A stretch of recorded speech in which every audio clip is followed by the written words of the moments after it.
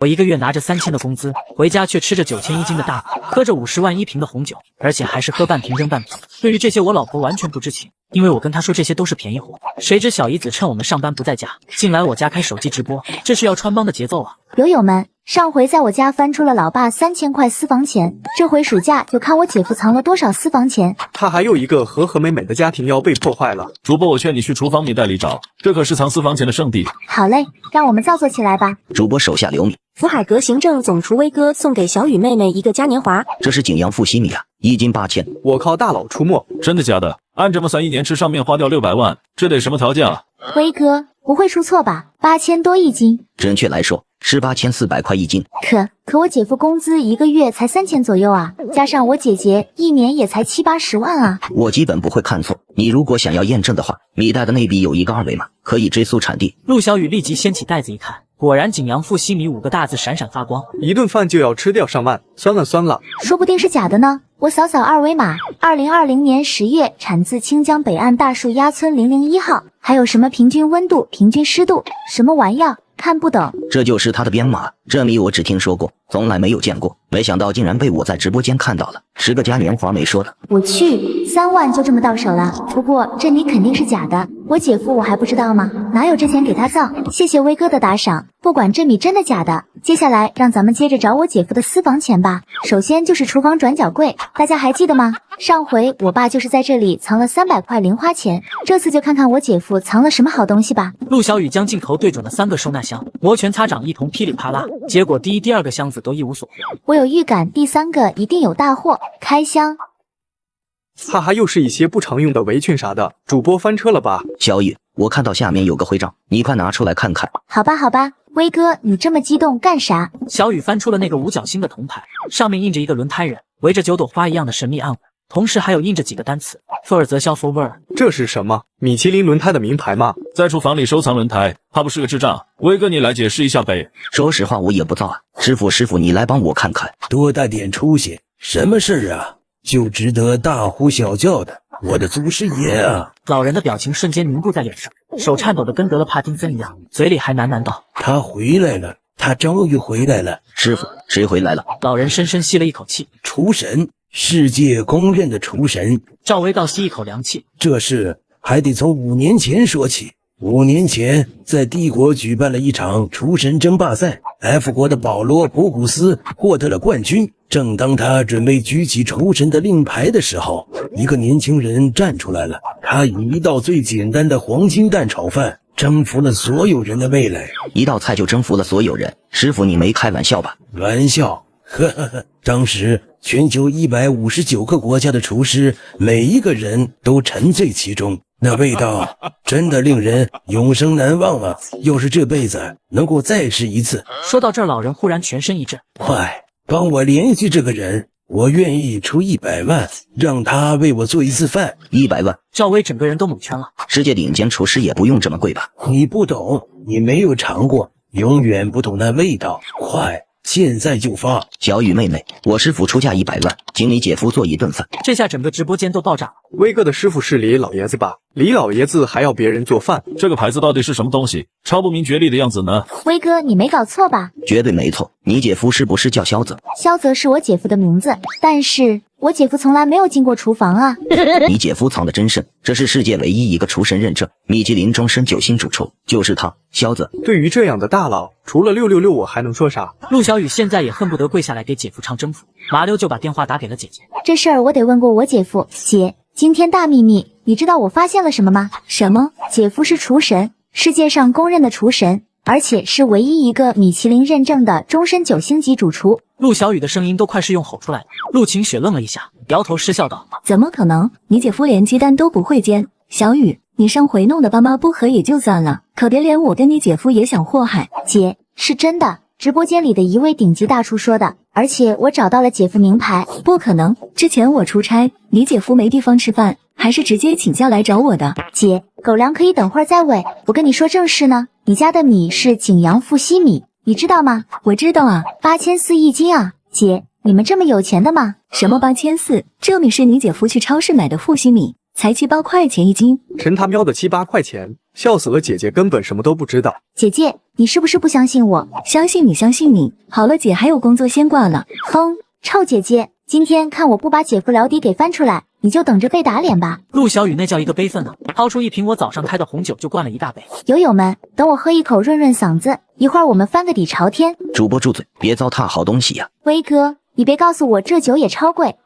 你说你罗曼尼康帝大概10几万一瓶，05年的罗曼尼康帝，老爸你快来看啊！什么？小姨子以为我是个月入3000的穷鬼，竟当着数十亿网友的面直播找我私房钱，好挑拨老婆跟我离婚。然而网友却说他翻出的大米7、8千一斤，水果4、5万一个，就连随手扔掉的半瓶红酒也是价值10几万的高级货。一时间网友们都劝他赶紧抱紧我大肚，谁知他却更想劝我老婆离婚了。这犊子肯定是什么逃亡的江湖大盗，我一定要带姐姐逃脱他的魔爪。主播的脑洞也太大了吧？不过确实太夸张了，3箱红酒那就是好几百万啊！前面的你想屁吃呢？10几万只是出厂价，有价无市，要不怎么被称为百万富翁买得起，但亿万富翁才喝得到。所以这3箱市值至少1500多万。主播先别晕啊，我们还等着看酒窖呢。这话现实的，陆小雨心里哇凉哇凉的。行走起。很快他就举着自拍杆来到酒窖，房间不大，酒架上却放满了各种各样的酒，而他们一行人心心念念的罗曼尼康帝，竟然连上酒架的资格都没有，随随便便堆到了角落。陆小雨有些难以置信，这个不会是假酒吧？主播把酒放到后面的蓝光灯下，我帮你看看。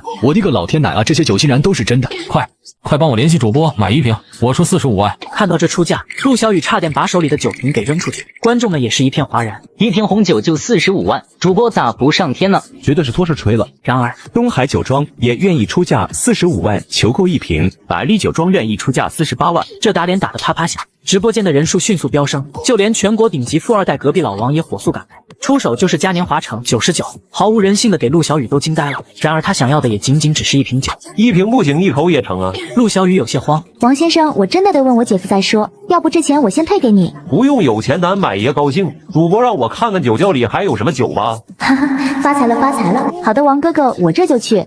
哎，这就叫上哥哥了，主播堕落了。我们还是来看看我姐夫的藏酒吧。说着他从架子上拿起一瓶红酒，这瓶酒怎么这么脏啊？主播小心，这是1945年的罗曼尼康帝，一瓶至少12万美刀还买不到。等等，我换算一下，12万美刀那不就是80几万？这就是有钱人的世界吗？这瓶酒我出100万美刀。陆小雨闻言手都抖了。可我看我姐夫这里面还有好几百瓶。说着他颤颤巍巍地打开柜子。23万美刀的69年年拉菲古堡20瓶，48万美刀的47年白马红葡萄91瓶，50万美刀的92年笑鹰15瓶。别说了，这些红酒价值一栋别墅了吧？不应该是一栋魔都的别墅，这些酒折算成人民币都将近1个亿了。另一边的周海明已经开始怀疑人生了。爸，我们家真的是开酒庄的吗？那个，我们是做生意，人家是享受生活，比不来的。同时隔壁老王也熄火了，唯有陆小雨呆呆地站在原地，显然已经魂飞天外。这时他突然注意到顶部还有瓶被烧过的红酒，观众们顿时一片唱衰。经过高温灼烧之后，红酒的口味完全变了，这瓶红酒废了。废你个仙人板板！这酒神亨利贾叶现存最后一瓶的酒，从大火里抢救出来的独苗，几年前被一位神秘人以1000万欧元的价格拍下。多少？你说多少？1000万欧，那岂不是1个亿？纤细的身子顿时抖成了帕金森，陆小雨腿软到扶墙。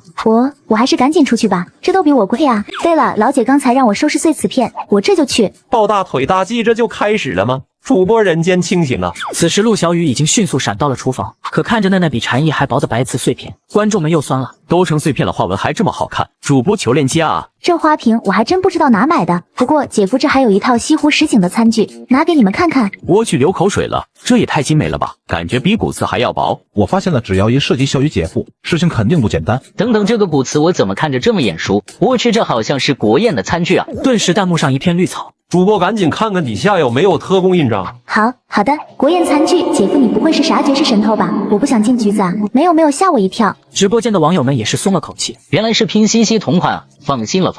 然而与此同时，孙少辉看手机吓得掉进池塘。孙子这是咋嘞？爷爷，你看咱们家的骨瓷里清源爷爷的绘彩，这得比国宴还精致吧？是他。怎样？爷爷之前国宴筹备组来找你，你不是都推了吗？他给了几亿啊！孙春阳顿时暴怒，赏了他一脚。你懂什么？他能用上我们制作的餐具是我们的荣幸，还有这个直播的小姑娘，你一定要好好的侍奉。爷爷，你的意思是让我去当呀？这不太好吧？滚蛋！这是天大的机缘，你晓得罚。有没有这个命就看你自己了。此时直播间眼尖的网友们也发现了不对，这碗底是没特供词呀，但孙春杨志、李清元会，这不是咱们的古瓷之神和国画大佬吗？吉利花生米啊，喝成这样，顶级大佬给他做餐具，呵呵，要是真的我直播倒立吃翔。那你直播吧，我爷爷就是孙春阳，他刚才已经确定这就是他推掉博彦做的了。呵呵，吹了又开始吹了，这么牛逼，主播姐夫咋不上天啊？闲编的还是赶紧去找点月虎的翔吧。两位大师发微博通告了。此话一出，别说那位倒立吃翔的哥，陆小雨都感觉自己被雷劈了。姐夫，我的姐夫啊，你老人家到底是什么来头啊？为了缓解一下震惊的小心灵，他无意识地拼起了手里的碎片。原来是个花瓶，还挺好看的，可惜已经碎了，回归垃圾桶吧。天青雨色御风旋转，主播助手，你要扔把我扔了吧？那是失传已快1000年的听风瓶。我表面是个牙口不好的软饭男，背后却是灰金如土，光酸奶就藏了几个亿的，其他的奇珍异宝更是数不胜数。一时间警方纷纷出动，都以为能抓住个惊天大宝，却没想到众多大佬集体出来为我站台，还劝他们想要命就赶紧跑。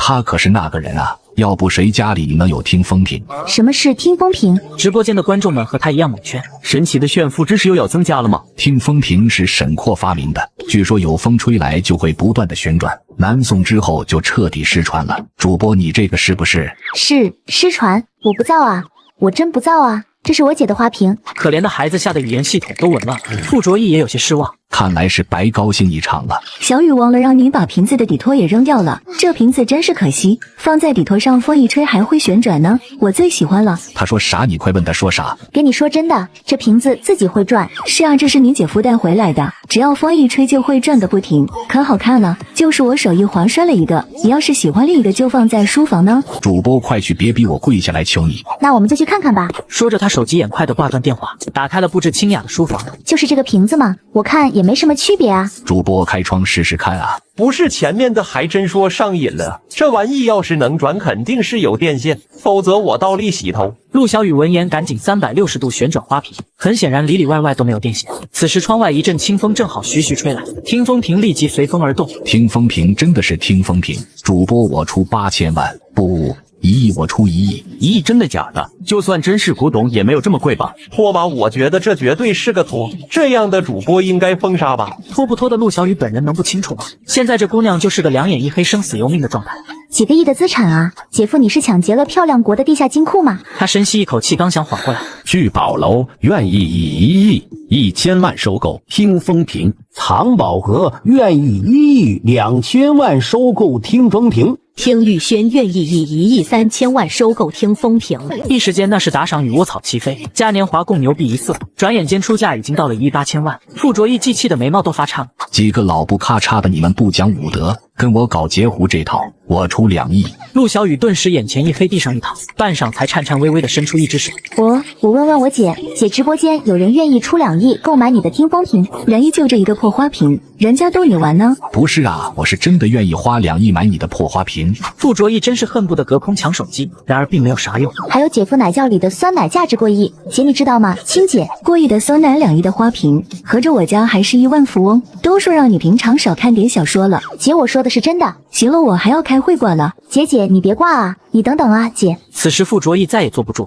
小何去魔都，我要亲自上门。门外飞速跑过一群老头，你们这群老不咔嚓的给爷站住，天天截我的糊脸的脸了。师傅你等等我，这速度你们真有70、80岁吗？让我这个脆皮大学生情何以堪？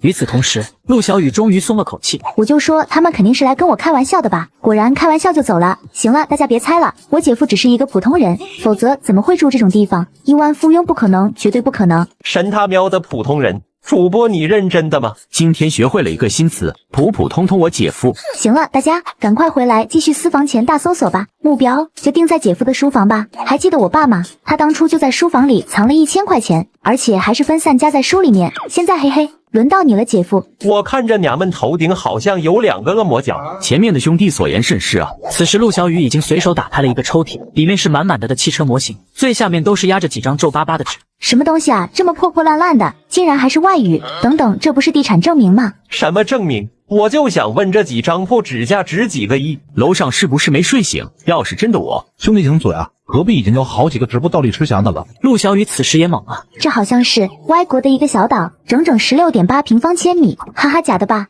一定是假的吧？这属于国家领土。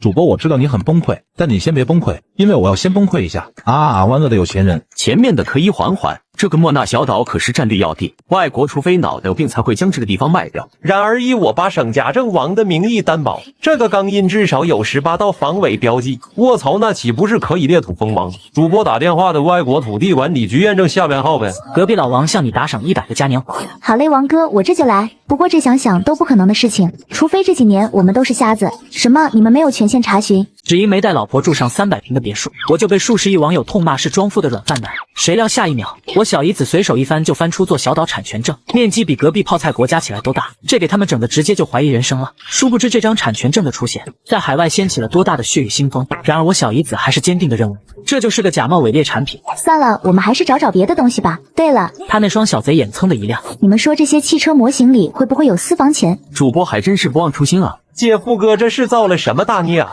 嘿嘿，试试吧。试试吧。他坏笑着将所有模型摆成一排，还特意给直播间的众人一个特写。卧槽，连模型都是超跑，绿博基尼、法拉利，要是真车至少得几个亿吧？还有几辆车怎么从没有见过？是什么杂牌吗？杂个的，这些可都是全球限量一台的车子。至于最后那台法拉利，我都不知道是啥。等我去问我兄弟，你们几家不是有代理法拉利的吗？见过这个没？这不是模型吗？老王你喜欢就去买辆真的呗，玩这个干嘛？一群人中唯有陆枫皱着眉，这车我似乎有点印象，几年前从国外运进来的。我家老爷子非常重视，我想摸一下都不给。什么人的车子能够让你老爷子这么注重？不知道，不过这应该是法拉利不展出的限量款吧？你确定？他转身就进了直播间，摸给主播小雨妹妹送上一个嘉年华。最后一台模型我出1万，卖给我。陈默本以为这么大的手笔会引来一片惊叹，没想到却是满屏哈哈。这是我见过出价最低的一次，才1万，主播家的苹果都比这贵吧？你在侮辱谁呢？见状，陈默直接就蒙圈了，这个世界是咋了？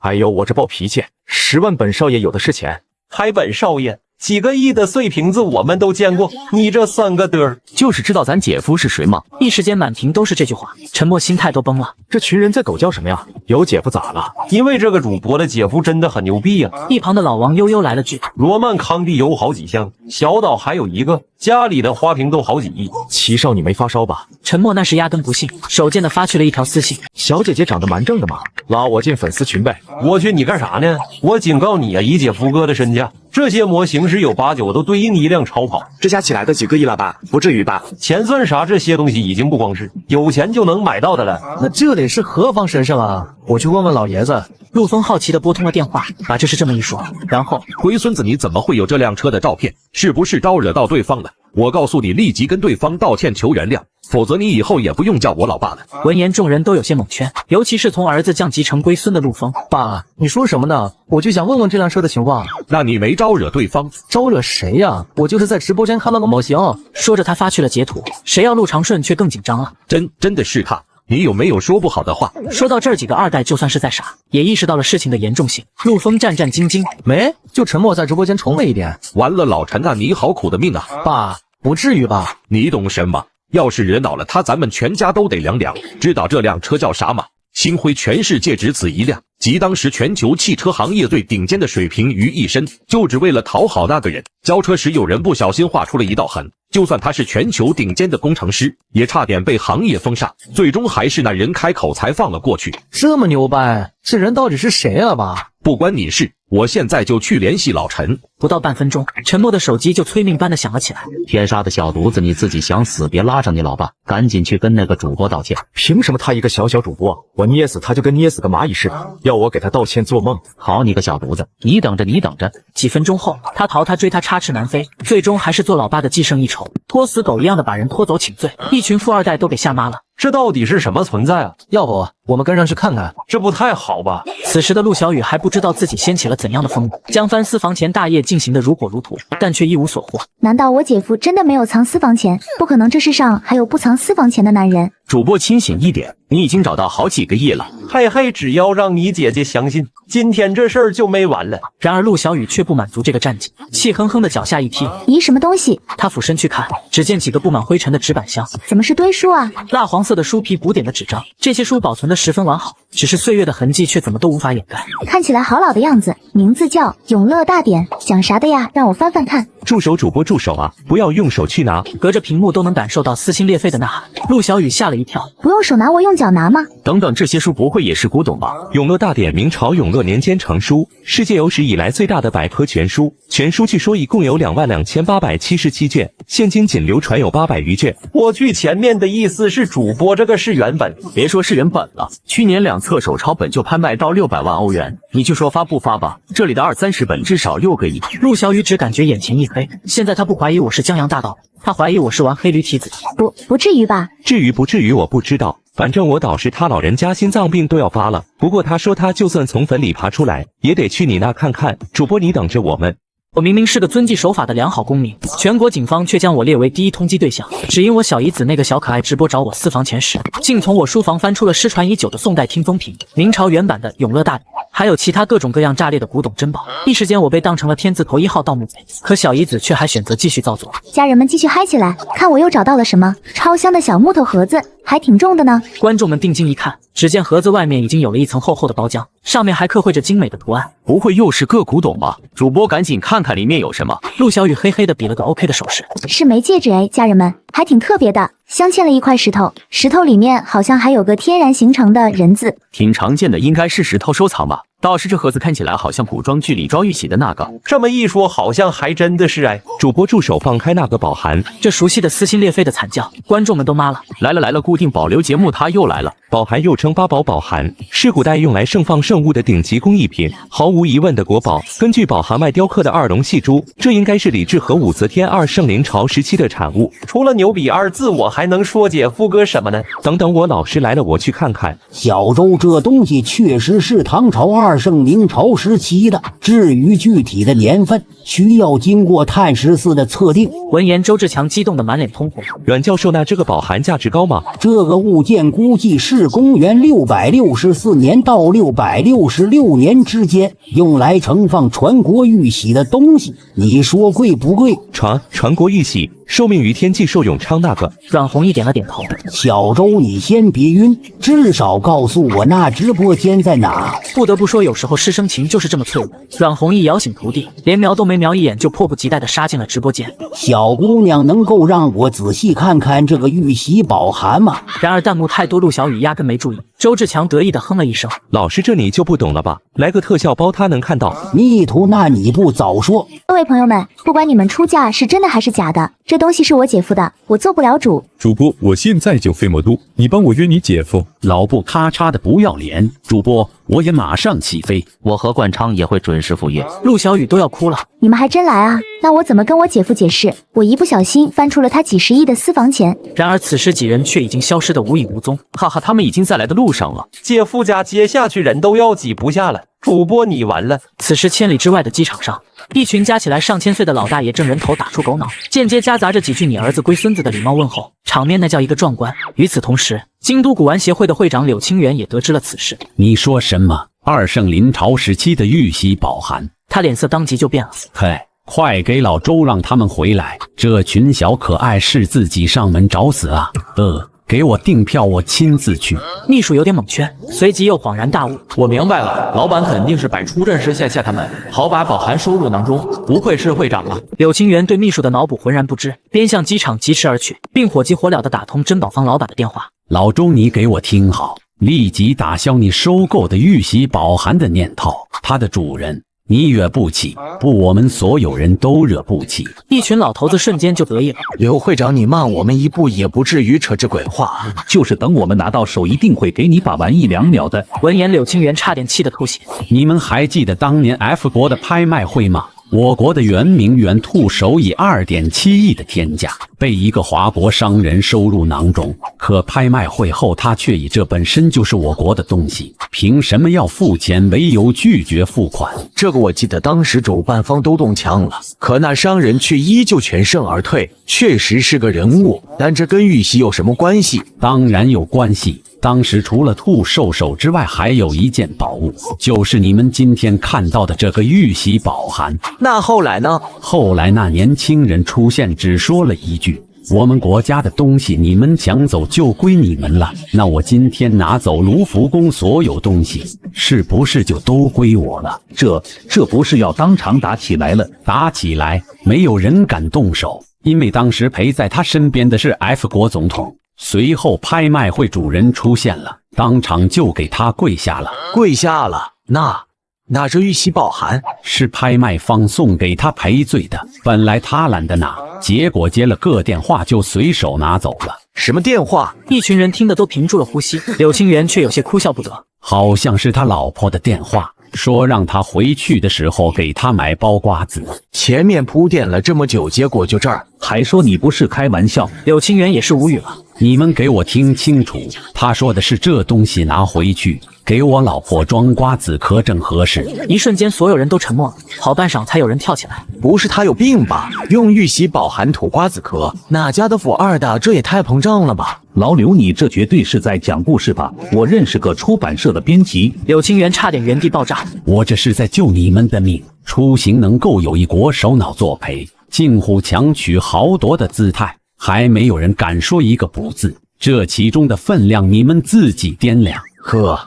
可这样的年轻人，我们为啥从来没听说过？因为我们不配呀！你们赶紧准备赔礼道歉吧。说完，柳清源就头痛地挂断了电话。殊不知，此时的另一边的雪山上，一群浑身杀气的彪形大汉早已磨刀霍霍。星辉之界出事，星主召集我们了。小姨子直播找我私房钱，却发现我家到处都是几十亿的国宝及古董，一时间各方大佬纷纷出动，这将给这个世界造成怎样的动荡？让我们恭迎星主王者归来吧！另一边的小姨子完全不知道自己已经捅破了天，还在我家四处蹦迪。家人们，要不这书房还是别搜了吧，咱们去马桶水箱看看。还记得上次我们从里面找出2000私房钱吗？就是主播爸爸大半夜被赶出家门那次吗？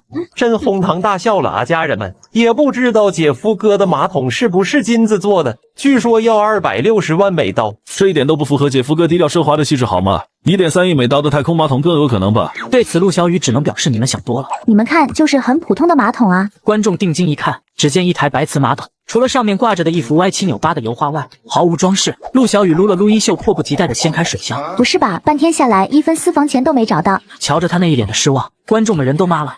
请问主播听风瓶值多少钱？请问主播歪国的小岛古堡值多少钱？请问主播永乐大典值多少钱？一时间直播间直接被霸屏。陆小雨翻了个白眼。你们不会觉得这些东西都是真的吧？我姐夫要是这么有钱，还会娶我姐姐？坑姐小能手，你这么说你姐姐知道吗？本来就是嘛，我家只是普通家庭，要是我姐夫资产这么足，早就强联合拓展商业了，怎么可能会娶我姐姐？话说主播真的不会被姐姐打死吗？陆小雨做了个鬼脸，笑嘻嘻的，刚想说什么，你们所有人都在关注马桶，难道没有人关注到墙上的油画吗？陆小雨抽了抽嘴角，这画好看吗？欣赏不来。姐夫哥将这画摆在这里的肯定是想通便。这幅画名为《你何时结婚》，是 F 国印象派后期画家保罗高更的作品，艺术价值就不说了，就说货币价值3亿美刀。我靠，这样一幅画就3亿美刀，假的吧？以我多年临摹名家画作来看，这幅画十有8九是真品。永乐大典放箱子，3亿洋画放厕所，我该说姐夫哥还挺爱国的吗？陆小雨眼前顿时又一黑。这就是我姐夫从国外买回来铜变的啊，怎么就3亿美刀了？他脑子有坑啊！主播先别管有坑没坑了，赶紧把宝贝都带去鉴定一下吧。放心，绝对满足家人们，咱们待会儿就去。主播大气，不过几十亿提在手里，你心里不慌吗？说实话，陆小雨心里确实有点慌，不过转念一想，这些玩意儿10有8九都是假货，最多也就值个几千，拿出去完全不带怕的好吗？陆小雨正得意的摇头晃脑，手机铃声突然响起。你好，这里是西巴工作室，我们想要签约你成为主播，分成流量系统、培训甚至是首页推荐，我们都可以给你。可是下午网站就会给我安排上首页，抱歉，暂时我还不想签工作室。说着他便想挂断电话，谁料对方却突然放起了狠话。陆小姐像你这样一夜爆红，随后如流星一般消失的主播比比皆是，给你10分钟考虑一下，希望你能清醒点。陆小雨一惊，你是在威胁我吗？你可以这么理解，小姑娘社会没有你想象当中那么单纯，好好想想吧。陆小雨气得跳脚，但对方的险恶远超他的想象。既然他不识抬举，那也就别怪我们了。联系抖音那边，先把他的推荐位给阿姨呀，然后让我们旗下的主播模仿他的直播内容。你这是不给他活路啊？活路不活路，就看他聪不聪明了。说起来，那小脸蛋确实是漂亮，到时候，嘿嘿。不一会儿，陆小雨就收到了首页推荐取消的消息。陆小姐，你想清楚了吗？如果不加入我们，你可能会失去更多。是你们搞的鬼！就算没有推荐，我也一样可以直播。说完，他气冲冲地挂了电话，但直播间已经乱了起来。主播有好几个号在抄袭你的直播，标题跟你非常像，我都被骗进去了。陆小雨点开一看，果然有好几个类似的直播间牢牢霸占着首页，人数已经高达数百万。显然这都是西巴工作室的手笔，他委屈的眼泪都下来了。网友们见状纷纷开始打抱不平。然而就在这时，彪子狗，原来你就是那个抄袭的，抄袭俺全家。以后有人正在博取同情吗？眼泪呢一点都不敬业。一群黑子突然涌了过来，张口就骂，双方立刻就爆发了一轮骂战。陆小雨从没想过社会可以肮脏到这样的地步，看着粉丝为了自己和水军战成一团，他抹了抹眼泪。对不起，让大家见笑了。下午我们直播去鉴定。呵呵，来了，我最期待的部分要来了。如果这3样东西都是真的，至少几十亿。此时陆小雨已经满血复活，拎包出发。没想到刚出门，一个70、80岁的老大爷就满脸是笑的冲了上来，就是那笑容咋看咋猥琐。妈耶，竟然遇到哥老色批了！等等，他不会是要抢劫吧？他吓得他连忙按住了自己的外卖箱，林德彪都无语了。小姑娘，我是京都藏宝盒的老板，我愿意出价9个亿收购你手上的听风屏。9个亿！可怜见的他整个人都差点爆炸，心里那叫一个战战兢兢。这个听风屏不是我的，我知道是你姐夫的，你可以现在就打电话给他。你不想让你姐夫拥有9个亿吗？不得不说，陆小雨疯狂心动，可脚步刚一转，几声怒吼就从远处传来：“你这个老阴货！我说你怎么这么积极？原来是想要吃独食，我看错你了。”他扭头一看，3个老人健步如飞，其中一个还拿着拐杖，顺势使出了一招独孤九剑，直接往林德彪的脑袋上招呼。傅卓义，你想要谋杀吗？傅卓义完全不搭理他。小姑娘，我是傅卓义，能让我看看听风屏吗？不是我自夸，这玩意儿全国就没有比我更加了解的了。是啊，小姑娘，论专业还是老夫第一，给他鉴定你就放心吧。 4个老头子你一言我一语，直播间黑子却是一片嘲讽。这几个托找的不错啊，这抄袭狗还挺会玩的。上面的脑子有空就多学一点知识。这是傅卓义傅老，京都大学历史学院的荣誉教授啊。其他几个也是古玩界的大佬，你请他们做托试试。陆小雨还是有些疑问，你真是傅卓义先生？真的，我想要看看听风屏，也希望可以收购。滚，他主要负责鉴定，我们是认真想要收购的。对，老傅就是来帮我们看一眼而已啊，多现实的友情啊！此时傅卓义已经小心翼翼的拿起听风屏的碎片拼接起来。怎么样？是真的吗？从形状上来看，平身修长，田径疑似御风而转。说到这里，他激动的脸色通红。是真的，这就是听风屏。小姑娘，我愿意出10亿。一群70老汉非说他们是我失散多年的儿子，还当着数十亿网友的面在我家门口大打出手，吓得我那莫名多出一群70岁外甥的小姨子当场跪，问他们究竟想怎么样。好说，我们就是想买个听风屏。告诉你们，听风屏只能是我的，我出10亿1000万。11亿，11亿3000万，12亿5000万。小姑娘，打电话给你姐夫吧。好哈，我这就打，喂姐夫。小雨有事情。我靠，姐夫哥的声音太棒了，耳朵都要怀孕了，爱了。姐夫，我说个事情，你可不可以不生气？你在家里直播是吧？我都听你姐说了，怎么了？姐夫，有人想要买你的听风屏。我没有一丝犹豫，那是你姐的花瓶，不卖。他们说这是绝版的听风屏，出了12亿5000万，12亿5000万啊！陆小雨生怕我没听清楚，声音拔高了8个多，我却依旧云淡风轻。我知道，但你姐可喜欢他了，摔了一个心疼了好几天。什么姐夫？你知道啊？陆小雨人都麻了，恨不得隔着电话抓住我的肩膀疯狂摇晃。可我还是那句话，你姐的花瓶怎么能买？要是姐姐知道这个东西的价值，她一定会卖的吧？可是她就没有喜欢的花瓶了。我说的那叫一个理直气壮，观众们简直要疯了。我刚吃完午饭啊，怎么又被喂了一口狗粮？姐夫哥真结实好男人，帅得我腿软好吗？这件事情你得帮我保密啊。行了，挂了。等等，别挂，小先生，你刚才是没听清吗？您的这个听风屏，我们愿意以12亿5000万的价格收购，是12亿5000万。我知道，但12亿5000万就卖掉了我老婆最喜欢的花瓶，这个买卖绝对是亏的。一句话全场干翻，傅卓义眼泪都要下来了。这是文物，拿来插花简直就是暴殄天物，它应该被好好的保护起来，用作研究。我不以为意。再怎么它也是个瓶子，为什么就不能拿来插花？这里面具有非常大的历史价值。小先生巴拉巴拉，老人家当场老泪纵横，哭得我一阵头大。行情1个亿，那堆碎片你拿去。一瞬间所有人都愣住了，陆小雨简直要疯了。姐夫结婚前你也没告诉我，你是奸商啊！直播间一众观众也疯了， 1个亿买一堆瓷片，乔乔这说的是人话吗？还说不是剧本，演我就静静的看着你们继续演。行，1个亿就1个亿，我买了。老傅你疯了！这个听风评的磁片这么薄，如果用金闪根本没什么实用价值。我不需要实用价值，这是历史留给我们的瑰宝，哪怕能够复原1/1000的工艺，也是一件好事。这话明显是说给我听的。傅先生有魄力，但听风评御风而转，除非这辈子都不见风，否则散架是100%的事，你补了也没用。这也太良心了吧！谁说姐夫哥是奸商的？此时傅卓义也纠结了。肖先生那个玩好的，想都别想。好1亿我买了。傅卓义咬了咬牙，还是不甘心，我不由得吹了个口哨。有魄力啊，那我再送你一门卜辞技术吧，《梦溪笔谈》里面有记载的。傅卓义大脑疯狂旋转。你是说那个失传的粘合剂？傅卓义的呼吸都粗重了。肖先生，您把银行账号告诉我，我现在就给你转账。不用钱，给小雨就行了。好嘞，小雨小姐。肖先生，我出1亿5千万。老林你，我出1亿6千万。1亿7千万。行了，我说了1个亿，就是1个亿。我不耐烦的挂断电话。陆小雨此时还是蒙圈的，愣愣的拿出自己的银行卡，就是一副神飞天外的样子。观众们却相当理解。1个亿到账还我也愣啊！确认了姐夫哥绝对是个隐藏的大佬。各位集美们，拔剑吧，姐夫是我的了。你们休想，姐夫是我姐姐的。陆小雨终于反应了过来，此时手机一阵轻响，他拿起一看，个10百千万。陆小姐别呀，粘合剂的配方肖先生已经发过来了，这些碎片我就拿走了。傅卓义笑得见牙不见眼，小心翼翼地将碎片抱在怀里，跑的那叫一个百米冲刺。其余几个老头见状一脸的羡慕嫉妒恨。小雨小姐，你家还有没有别的东西要卖呀？这货笑得一脸的猥琐呀。陆小雨有点慌，刚想说些什么，一个大腹便便的年轻人就滚了上来，还差点没刹住车，给他吓了一跳。陆小姐，原来你在这里。你谁呀？看了眼年轻人身后的一堆彪形大汉，陆小雨慌的一批。他们不会是来抢钱的吧？等等，直播间好像有500万人知道我有1个亿。他吓得差点拔腿就跑，年轻人却一脸热情的道：陆小姐，我老王吗？是他隔壁老王，京城富少。他身后的不是陈德昌吗？这可是亿万富豪啊！来找主播干嘛？陆小雨显然也有些警惕。老王见状拿出了自己的直播号，他这才松了口气。那个，你们找我什么事情？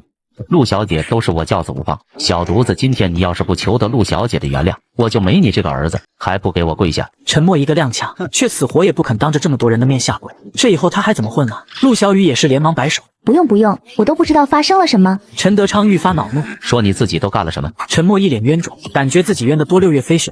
我不就是在直播间说话冲了一点。他话音未落，身后就飞来一脚，直接给他踹飞了好几米，五体投地的那叫一个标准。让你跪下你就跪下，你老爸我说话不顶用了是吗？妈呀，看来这姐夫哥真是个惹不起的存在，幸好哥没惹到他。看着魂都从嘴里飞出来的陈默，陆小雨是真沉默了。不用这样，你快起来。陈德昌这松了一口气，臭小子，这次是陆小姐大人有大量，下次还敢乱说话，看我不打断你的腿。不用直播间说话，比他过分的人多了，他还给打赏了呢。陆小姐身份尊贵，别人那是不知道。陈德昌振振有词，随即又殷勤的献上一个小盒子。非常感谢陆小姐的宽宏大量，小小礼物不成敬意。盒子打开，只见里面静静躺着一条珠光宝气宝石项链，无数晶莹的钻石在阳光之下熠熠生辉，一看就价值不菲。陆小雨连忙摆手，陈先生这东西我可不敢收。陆小姐，这是我们小小心意，臭小子过来跪下。陆小姐，你要是不说话，就代表没有原谅我家臭小子。跪下，一直跪到陆小姐原谅你为止。陆小姐，我求你就收下吧，我膝盖真的要废了呀。